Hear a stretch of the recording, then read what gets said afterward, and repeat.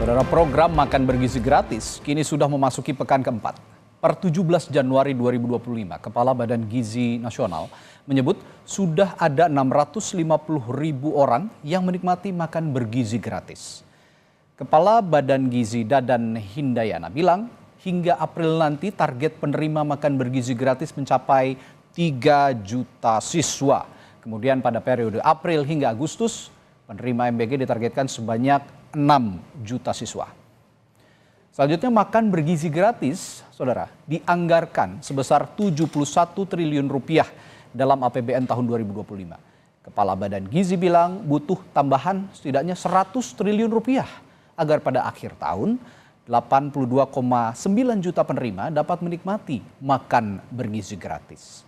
Saudara, selain tantangan soal pembiayaan, yang juga jadi sorotan adalah soal menu.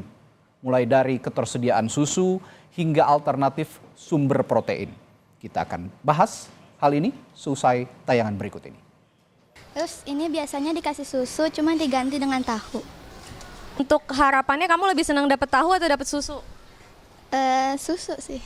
Yang rasa stroberi, aku suka banget itu. Kamu suka sayur nggak? Enggak. Tapi ini kan ada makanan sayur nih. Terus gimana dong? Tak kasih ke temen.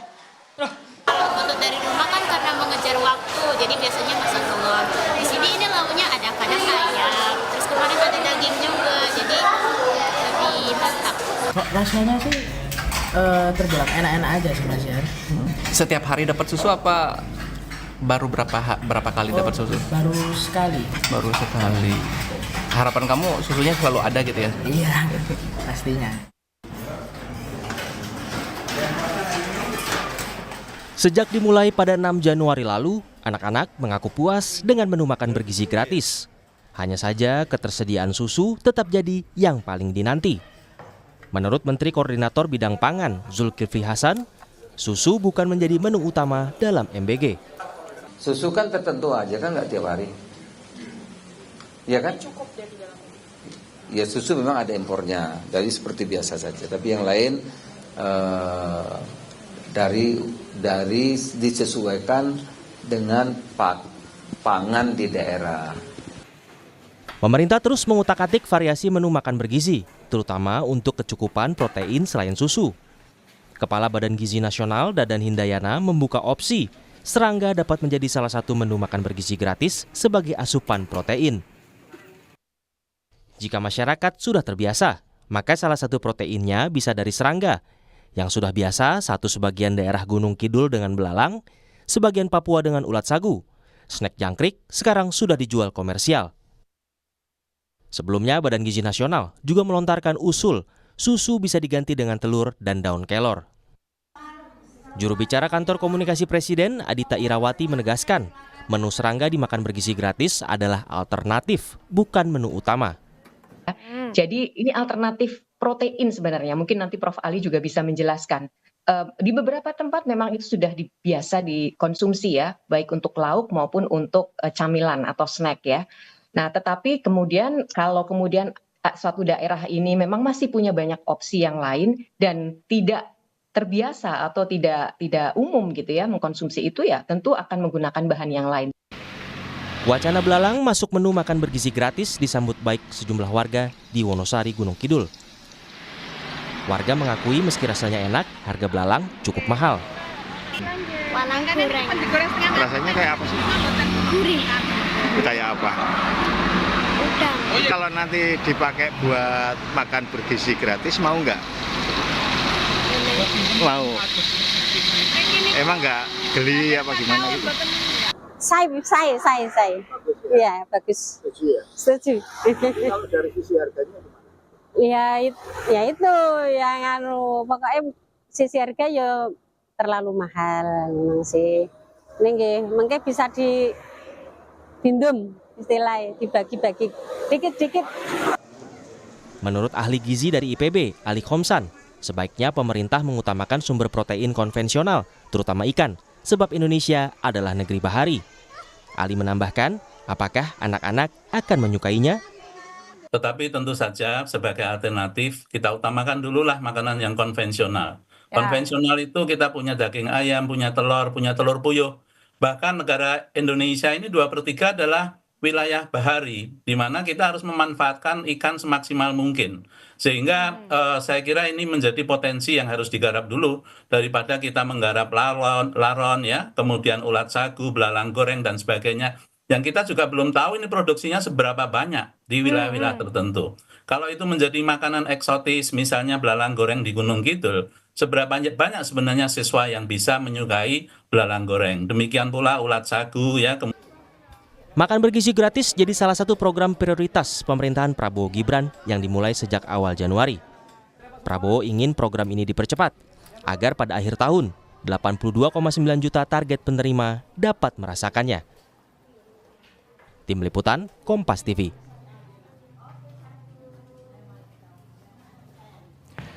Utak-atik sumber protein makan bergizi gratis. Selain susu, kita bahas bersama juru bicara kantor komunikasi Presiden, Hariko Wibawa Satria, kemudian Bapak Warsito, guru SMK Negeri 2 Wonosari, dan Toto Sudargo, ahli gizi dari Universitas Gadjah Mada UGM. Selamat malam Bapak-Bapak. Selamat malam Mas Radit. Selamat malam. Selamat malam. Ya. Gimana Kak Radit? Baik, Ya, saya ke Mas Hariko dulu. Mas Hariko, Kepala Badan Gizi kan kerap melontarkan ide nih soal menu ya. Salah satunya kemarin ada ide serangga, lalu juga ada ulat sagu kalau saya tidak salah ya kemarin. Ini siasat gizi atau jangan-jangan malah siasat anggaran, Mas Hariko? Iya, terima kasih Mas Radit. Ya. Salam hormat pemirsa Kompas TV. Mengenai serangga ya, kami sangat menghormati ya tanggapan dari saudara kita para netizen. Terima kasih kami aturkan kepada seluruh masyarakat. Nah, mengenai serangga ini ada 3 hal yang ingin kami sampaikan. Yang pertama, Badan Gizi Nasional tidak pernah menetapkan satu jenis makanan apapun atau satu jenis menu apapun sebagai standar menu nasional, termasuk serangga. Ya. Yang ditetapkan oleh Badan Gizi Nasional adalah standar komposisi gizi, angka kecukupan gizi. Nah, Mas Radit, pertanyaannya adalah mengapa Badan Gizi Nasional tidak menetapkan standar menu nasional? Jadi begini, jadi karena di bumi ini ya, Indonesia ini merupakan negara dengan penduduk yang terbesar keempat di dunia, jumlah penduduknya. Kita punya 283 juta jiwa. Ada 1.340 suku bangsa, ini termasuk yang terbesar di dunia. Jadi kita ada 38 provinsi, lebih kurang 514 kota kabupaten, 7.281 kecamatan, 84.000 desa. Nah, sementara ini Mas Radit, hanya lebih kurang 10 daerah yang punya makanan khas dari olahan kearifan lokal ya. Maksud dari Badan Gizi Nasional itu terkait serangga, pernyataan itu adalah dialamatkan kepada lebih kurang 10 daerah yang punya makanan khas olahan dari serangga. Jadi bukan berarti wacana terkait dengan serangga itu akan diterapkan terhadap 38 provinsi atau 514 kota, tetapi hanya pada lebih kurang 10 daerah. Jadi kalaupun kita sebut daerah, itu bukan berarti semua populasi daerah tersebut makan serangga. Ya, Mas Hariko, ini yang kita pahami juga sebenarnya bahwa ini tidak akan diterapkan secara nasional. Ini yang kita pahami bahwa ini ada beberapa menu-menu yang punya protein tinggi di beberapa daerah yang punya kekhasan di daerah tersebut, seperti salah satunya ya belalang lah ya, atau serangga. Nah, saya juga punya contoh sebenarnya belalang di Gunung Kidul misalnya. Tapi berdasarkan riset ternyata belalang di Gunung Kidul ini juga mahal. Nah, itu tadi yang saya tanyakan. Ini jangan-jangan bukan siasat gizi atau siasat anggaran. Ini yang mana yang komposisinya lebih bisa plug and play lah kasarnya untuk benar-benar diterapkan baik dari sisi anggaran memenuhi syarat, sisi gizi juga memenuhi syarat begitu, Mas Hariko. Baik, sekali lagi di setiap satuan pelayanan pemenuhan gizi atau dapur MBG itu ada seorang ahli gizi. Ya, ahli gizi ini kemudian bekerja sama dengan Bappenas, bekerja sama dengan Kementerian Kesehatan, Kementerian Pertanian, kemudian dinas terkait kemudian yang pertama dilakukan adalah melakukan data terhadap sumber pangan lokal, kemudian data-data lainnya. Nah, dari situ ahli gizi lah yang akan merumuskan menu mana yang sesuai dan memenuhi gizi atau angka kecukupan gizi tadi. Adapun menu-menu yang disebutkan tadi itu dalam rangka memberikan informasi, ya, dalam rangka memberikan informasi, belum merupakan satu keputusan dari ahli gizi, karena itu adalah kewenangan dari ahli gizi yang ada di situ. Kalau memang dirasa hal itu mencukupi sesuai dengan anggaran yang tersedia, kemudian angka gizinya juga akan cocok, maka bisa jadi hal itu digunakan. Tapi seperti yang Mas Radit sampaikan tadi, kami berterima kasih.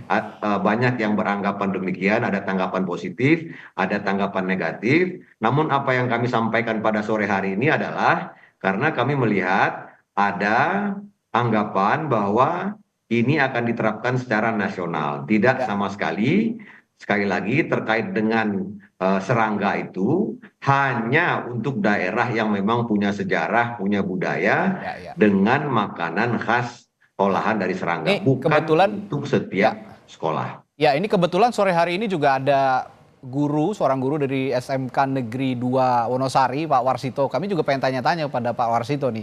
Memang sudah terbiasa ya Pak ya, anak-anak ini menyantap menu belalang untuk jenis santapan? Terima kasih Bapak. Ya. Untuk anak-anak di era sekarang, sebenarnya itu termasuk bagaimana pembiasaan di rumah masing-masing. Ketika di rumah sering ada sajian, kita disampaikan ada belalang, kemudian mungkin serangga yang lain, itu memang bisa dikatakan itu menjadi santapan yang lezat bagi anak-anak itu sendiri. Tapi melihat dari sekarang yang ada ini, dan hampir semua orang tua itu juga pembiasaan makan belalang atau sejenis serangga itu tidak seperti dulu, itu sudah mulai berkurang. Sudah mulai berkurang. Yang kedua, betul, ketika kita ada secara viral di media massa belalang Gunung Kidul, itu luar biasa, tapi sekarang harganya mahal. Dia dijangkau untuk secara umum itu udah nggak murah lagi begitu, Pak Warsito? Mahal, Pak. Jadi satu staples itu sekarang kecil itu 100.000. Sehingga kalau kalau di SMK baik.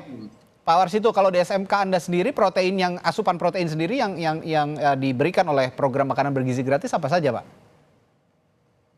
Untuk sementara ini untuk menu gratis memang belum berjalan ya. Tapi belum ada justru di SMK Anda ya? Belum. Nah ini juga jadi catatan nih, ya, salah satunya di SMK Pak Warsito, di SMK 2 Wonosari ya Pak ya, belum ada program makanan bergizi gratis. Ini belum Pak, tapi untuk anak-anak, kita pembiasaan mereka sudah membawa makanan tiap hari, itu sudah kebiasaan di SMK 2 Wonosari, sehingga sebelum ini makan gratis berjalan pun anak-anak sudah terbiasa membawa sekolah dan membawa makan sendiri. Saya tanya juga ke ahli gizi dari UGM ini, ada Bapak Toto di sini. Pak Toto, kalau melihat alternatif tadi yang dimunculkan oleh Badan Gizi Nasional, ada belalang, ada serangga, ada juga ulat sagu katanya. Ini asupan protein ini memang sudah seimbang dengan protein-protein yang biasa diberikan dalam sebuah menu makanan, terutama yang ada di makanan bergizi gratis ini, Pak Toto?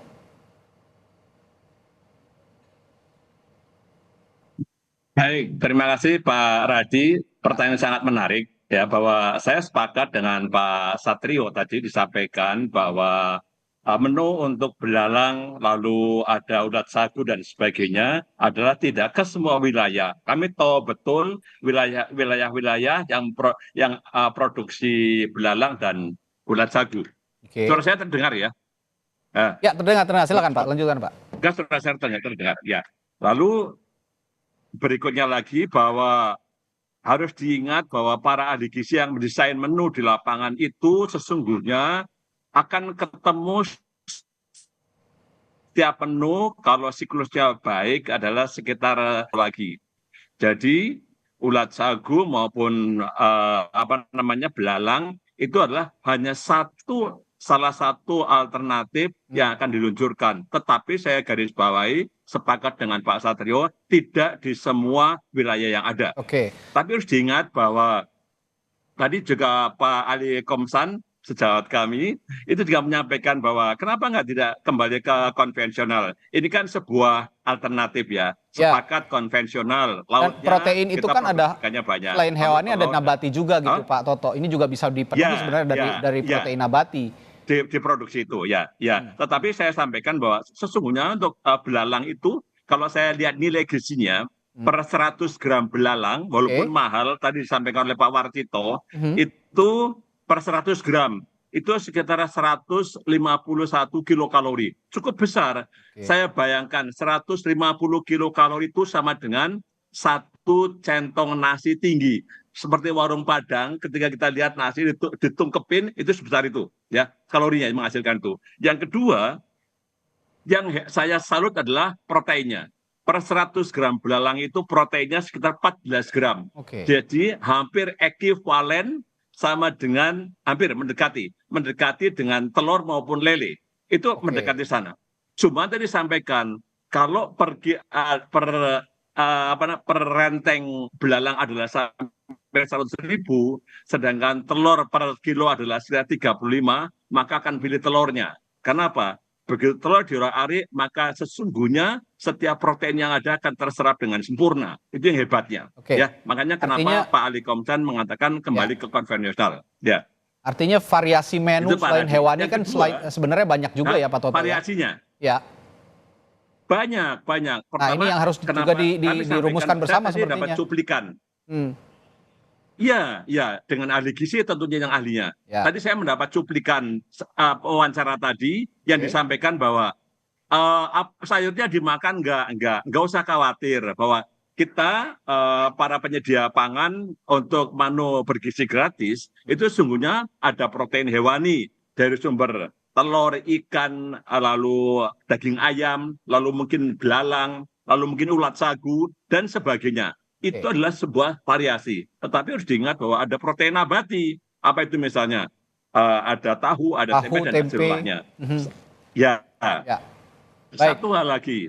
Karena variasi menu itu sekarang tidak lagi 4 set, 5 sempurna, tapi adalah menu seimbang, sehingga setiap anak akan ketemu dengan karbohidrat, misalnya apa? Misalnya nasi dan hasil olahnya, protein hewani, masyarakat tahu semuanya, dan nabati dari tahu dan tempe, serta sayur dan buah.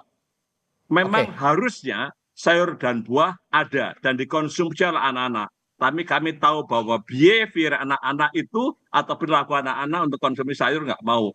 Ganti saja dengan apa? Dengan buah. Karena apa? Buah menjadi istilah kami untuk kesehatan sebagai pendorong untuk bagaimana protein nabati itu bisa diserap sempurna oleh tubuh. Artinya, itu yang penting. Kuncinya sebenarnya tadi ada di kata, ya kuncinya ada di kalimat pemenuhan gizi seimbang. Kalau begitu saya juga ingin tanyakan ke Mas Hariko. Sampai kapan kira-kira pemenuhan gizi seimbang ini bisa terpenuhi oleh program makan bergizi gratis, terutama tadi jangankan di daerah-daerah lain, tadi ini malam hari ini juga kita berbincang dengan Pak Warcito di SMK 2 ini, belum ada program yang masuk ke sana. Kira-kira kapan bisa memenuhi gizi seimbang tadi yang disebut oleh Pak Toto? Ya, terima kasih Mas Radit, terima kasih pada Pak Toto sebagai ahli gizi. Kami memang sangat percaya dengan ahli gizi. Sekali lagi terima kasih kepada Pak Toto.